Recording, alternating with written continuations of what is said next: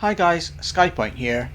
For a couple of weeks now, many players have been complaining that the Blood Angels were weak. They were weak in the events, and they were weak on the ladder.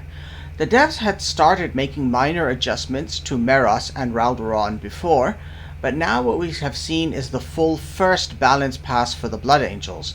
It includes a total of 15 different changes for the Blood Angels, as well as starting to dial down the demons of the Ruinstorm a bit, with changes to 3 cards for the demons.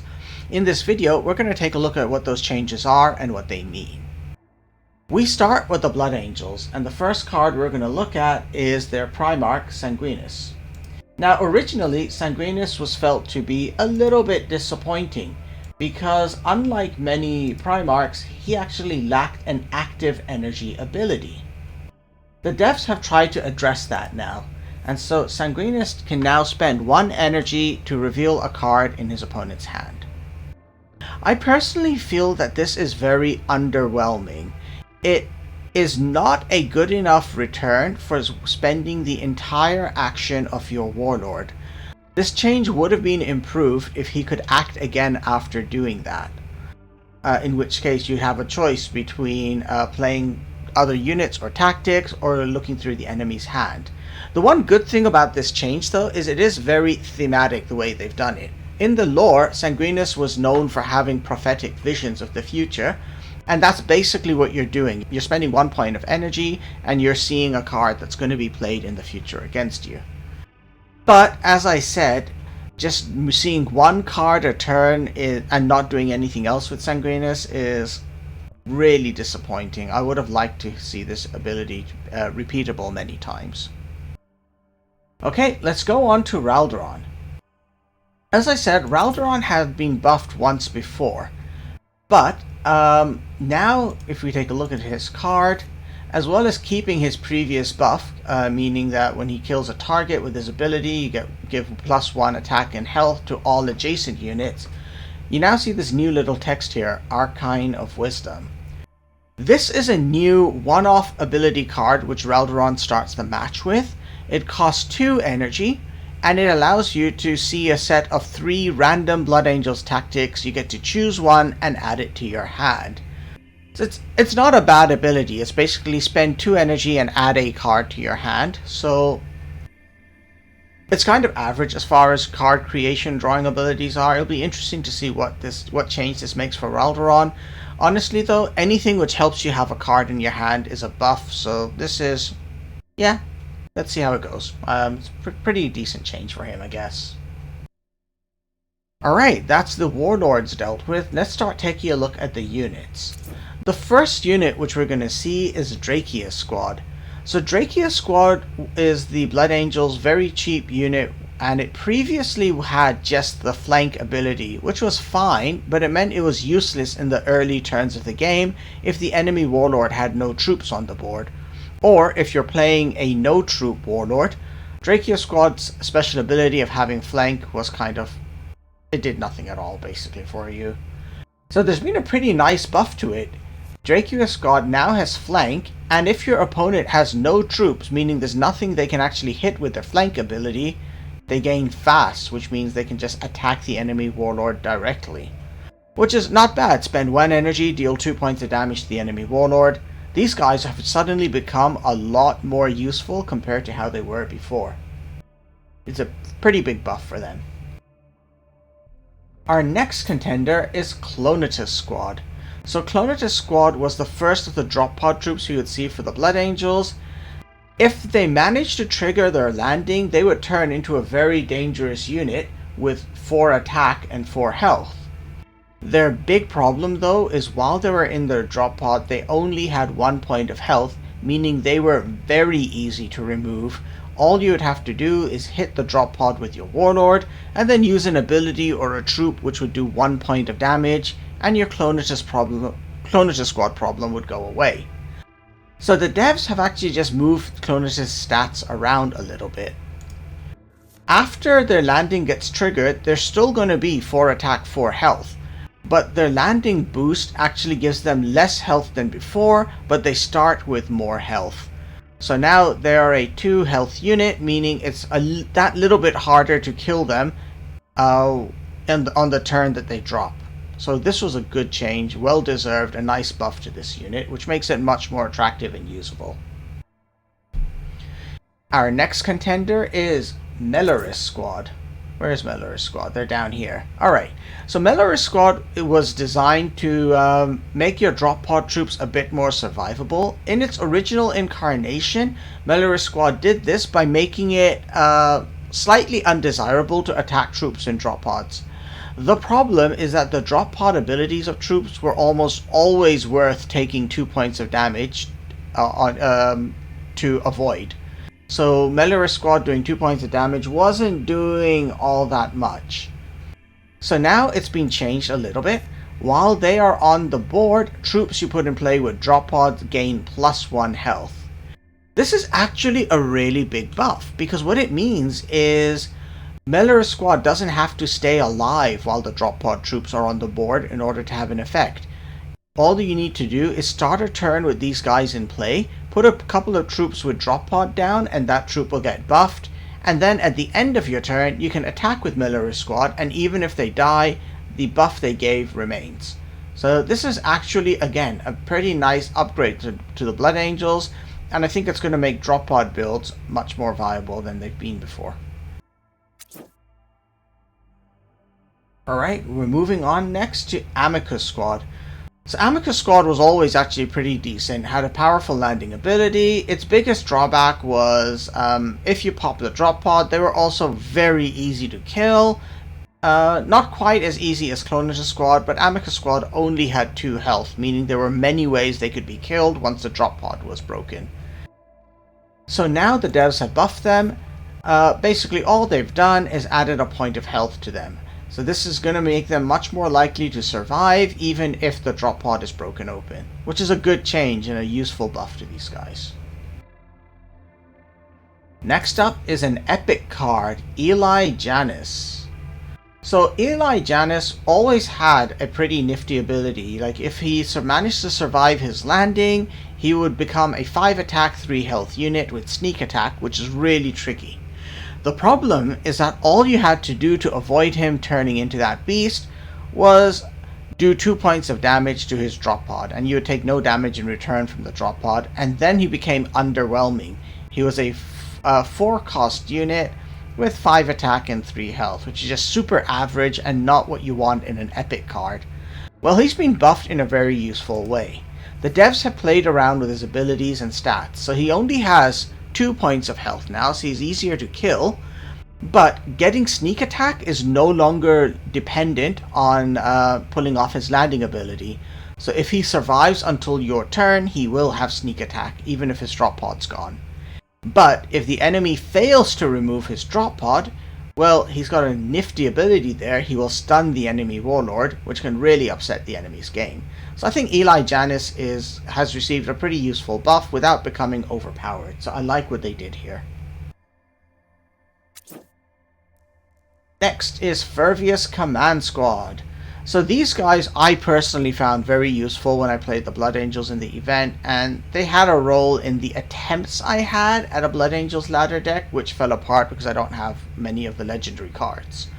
But Fervius Command Squad had one problem. If you were not really dropping a troop which could benefit from flank, it was kind of pointless. So they've received a small buff to themselves, where now they have a Requiem ability, and it's pretty subtle, but it means that if a neighboring troop dies, you get to draw a card, which is nice. So I like this, guys. Now it's been a useful little buff to that, and they've kept their previous very useful ability. Next is the first legendary card we're seeing changed, which is Moritat Tyberel.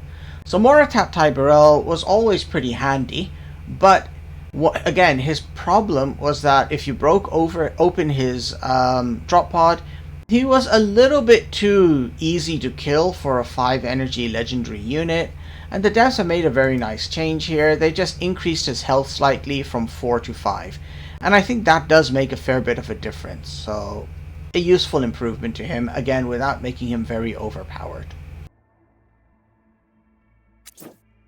Next up, we get Dawnbreaker Cohort.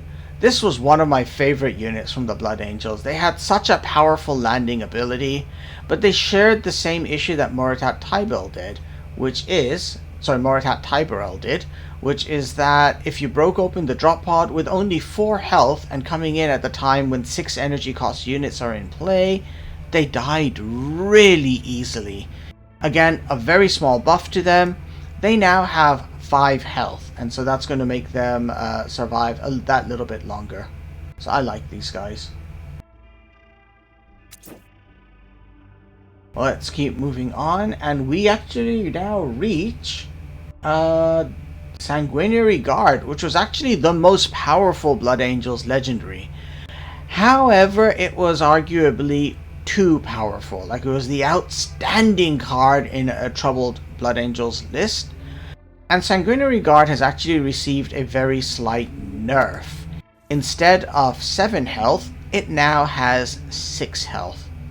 That makes it easier to kill. It puts it, for example, in the vulnerable range of being one-shot killed by Perturabo, but also many other abilities can now kill Sanguinary Guard, like a pair of Seek and Destroys, or combination of a more flexible combination of tactics and or units.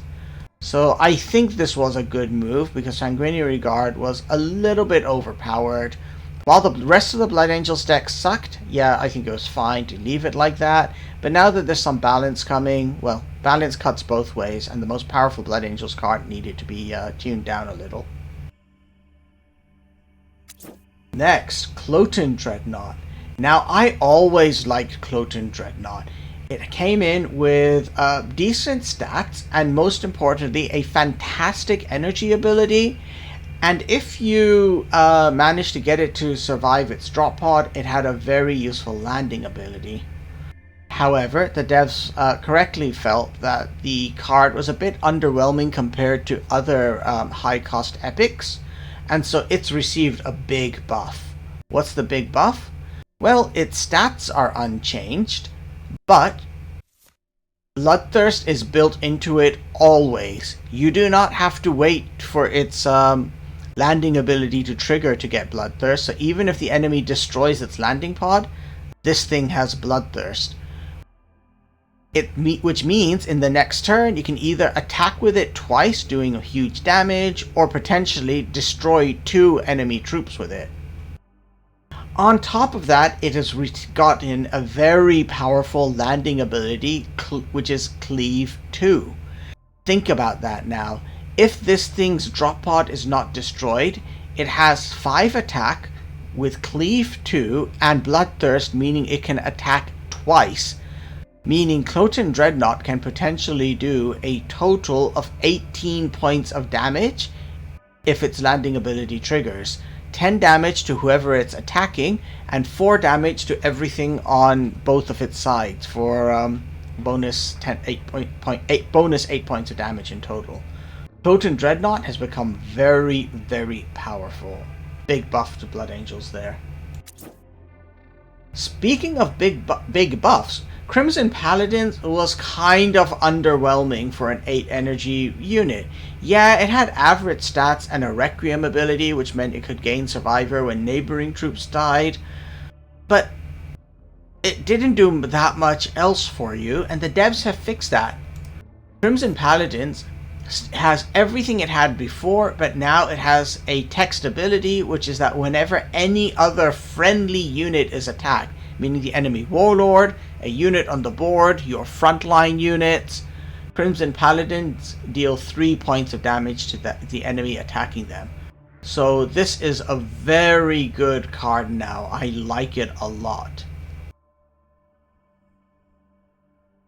Alright, and we're coming to the last of the buffs to the Blood Angels units, which is to their legendary Venerable Jophiel.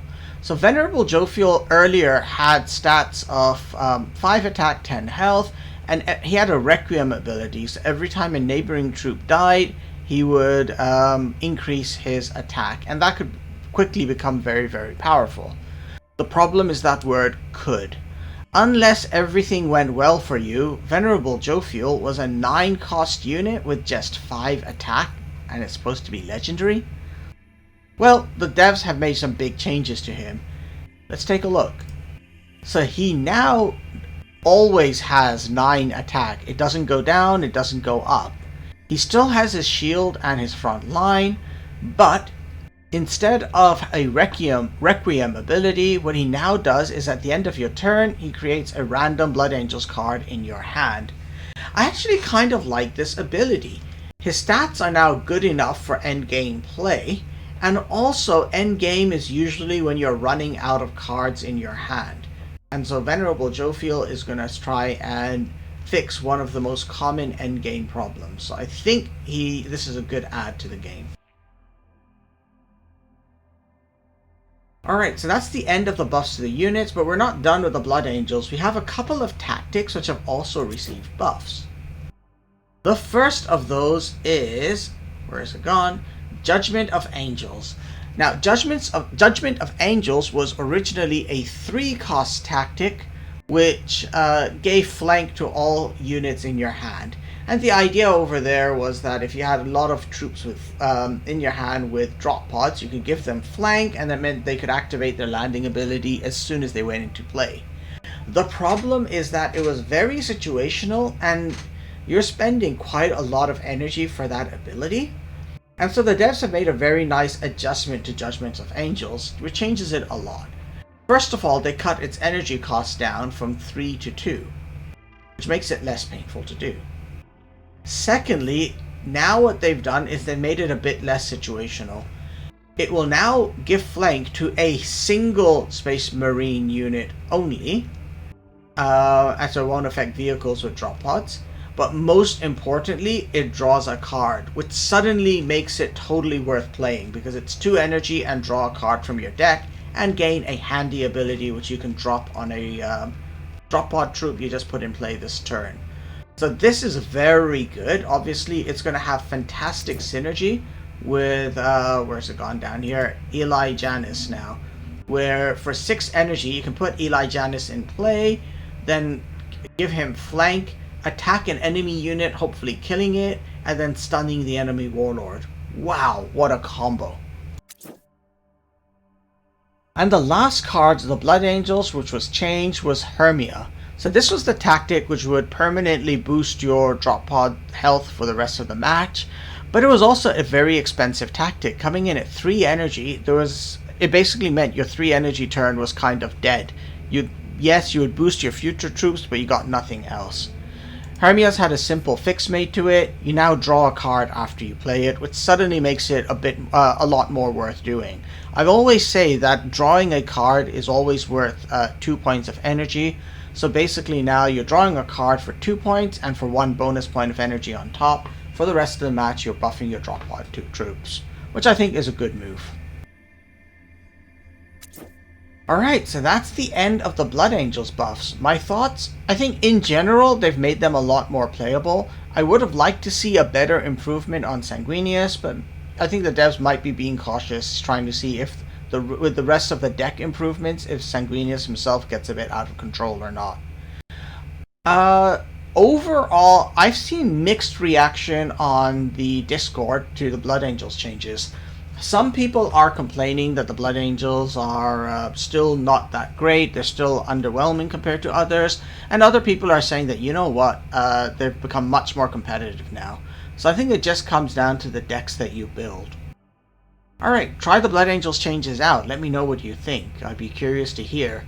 I still have lots of holes in my Blood Angels deck collection. I'm missing many legendaries, I don't have hard removal from them. And I'm also missing a couple copies of some of the epic cards. So I'm still sort of not in the best position to make a competitive Blood Angels deck yet. Alright, but that's not all the changes we're looking at, because the Demons of the Ruinstorm came in for some nerfs. Alright, let's go and take a look at those. So the biggest change of all is made to Korvax's Utterblight. Previously, Korvax had this extremely powerful passive ability where every turn he would poison a random enemy troop, and then you could spend 2 energy in order to heal Korvax by 1 and all of Korvax's troops by 1. A lot of people really hated that. It made it extremely difficult to build up a board presence, and it therefore incentivized playing like aggro decks without troops even more. Well, the devs have made some interesting changes to Korvax, which the consensus is have weakened him a lot. First of all, they've kind of reversed his abilities, so now instead of his Relentless being poisoning a unit, he relentlessly heals 1 point of damage to a single friendly unit. Now, obviously, if he's on his own on the board, or if he's the only troop on the board which is damaged from your side, that healing point is going to hit him. But it means that one of the big tricks which is done with Korvax, which was you drop Ekra Trez, and next turn you use Ekra Trez to heal Korvax for 3, and then you use Korvax to heal back the damage Ekra Trez took, as well as healing Korvax for more. That was a very powerful 3 energy healing combo, and that's much less reliable now than ever before. Secondly, what they've done is turned his poisoning into his energy ability. So you spend 2 energy, you poison a random enemy troop, and then he can act again. This makes it much harder for him to sit there poisoning every single turn, because at some point you're going to have to choose between putting troops, or rather more powerful troops, in play, or dealing out a random poison. However, you can now potentially poison multiple troops a turn with Korvax, because you can still act again after using this ability. Of course, you might be gambling a little bit, because I'm not sure what happens if the poison gets applied to the same troop. I think from the way this is phrased, that is a risk, which means you probably don't want to really try poisoning more than one troop unless you're truly desperate. I personally feel this has made Korvax a lot less desirable to play. He already had low initiative, and now you're having to spend energy to poison units, which is a very slow payback mechanic, because obviously the troop you poison can still attack you next turn. So I have cooled off on him a lot. Next up was a change to Bloodletters. So Bloodletters previously was a very powerful troop. Every time they took damage, and you could engineer things to deal damage to them yourself, they would permanently buff the rest of your troops on the board. Well, here's a simple solution to that. Now the buff the Bloodletters give only applies until the end of the current turn. Now that is a pretty big change, but I think it's suitable. This is a common card. Previously, its ability of giving a permanent buff was extremely powerful, and frankly more powerful than I think a common card deserves to give. I've been playing a lot with the demons today, and I find that Bloodletters still do have a role in your deck. You can still play them when you have a fair number of troops on the board, and then when they take damage, they can give a usable buff for those troops. So they're much less powerful than before, but I think they're still a useful unit, so I think the nerf is well deserved. However, the card which has been really hit hard is, where's it gone over here? Vanguard of Hell. So Vanguard of Hell previously cost 5 energy, and you put 2 Bloodletters in play. This was super powerful, because as those Bloodletters took damage, they would buff everything else on the board, and those buffs would last so until the troops who were on the board when the Bloodletters were in play died. You would be able to benefit from that increased attack. Now Vanguard of Hell is pretty much unchanged, except its energy cost has gone up to 6. And so now you're spending 6 energy to put in 2 troops in play with maintenance, so the next turn you're only going to have 3 energy. And those 2 troops themselves, their buffing ability has been reduced. It's a very big hit to Vanguard of Hell, and as a result, I have removed it from my Kairos deck. I just feel that for 6 energy, there are better options available now to the Demons of the Ruinstorm. Alright, so that's an end to the Ruinstorm side of this, of these balance changes. Obviously, the big impact was on Korvax. So what do you guys think of the changes? Have they gone too far? Have they not gone far enough? Is there anything which you wanted to see done differently? Let me know in the comments down below. And yeah, I'd love to hear your thoughts on that. Alright, now I've got to start getting material together for my next video, so stay tuned for that. Spoiler, it's more Kyrus, but it's Kyrus on the ladder after these balance changes. Alright, so until you see that video, bye for now everyone.